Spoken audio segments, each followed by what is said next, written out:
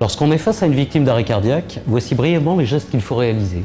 Tout d'abord, s'assurer que la victime est effectivement inconsciente et qu'elle ne répond pas à des ordres simples. Madame, madame, réveillez-vous. Si vous m'entendez, serrez-moi la main. Est-ce que vous m'entendez, madame? Visiblement, elle ne m'entend pas, elle ne réagit pas. Dans ce cas-là, on va vérifier sa respiration. Pour cela, on lui bascule la tête en arrière pour dégager les voies aériennes supérieures. On place l'oreille sur sa bouche, comme ceci. Et ainsi, on peut soit sentir, soit entendre un souffle. Et en même temps, on vérifie que la poitrine se soulève. Et là, visiblement, ce n'est pas le cas. Elle est donc victime d'un arrêt cardiaque. On prend le défibrillateur que l'on vous a apporté, on tire sur cette poignée, on retire ce capot en plastique, on se laisse guider par les messages. Enlevez tous les vêtements du thorax du patient. Coupez les vêtements si nécessaire. Lorsque le thorax du patient est nu, ôtez le couvercle de protection et regardez soigneusement les dessins sur les électrodes adhésives blanches. Détachez une électrode de la feuille de protection jaune.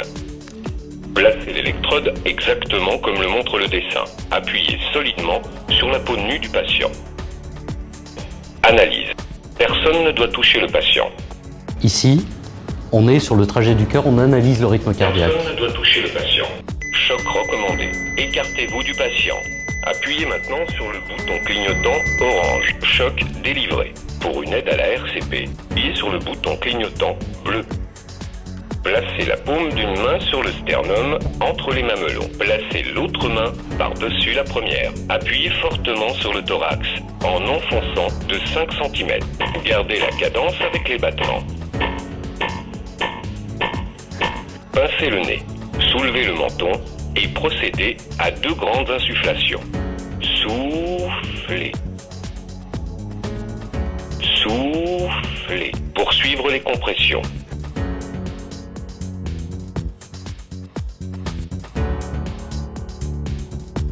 En fait, il faut continuer pendant 2 minutes. Au bout de 2 minutes de RCP ou de réanimation cardio-pulmonaire, le défibrillateur repart en analyse, donc il vous demandera encore une fois de ne pas toucher la victime. Il analysera le rythme cardiaque du patient. Si c'est toujours une fibrillation ventriculaire, dans ce cas-là, il vous reproposera de choquer, de délivrer un choc, et cela continuera bien évidemment jusqu'à l'arrivée des secours.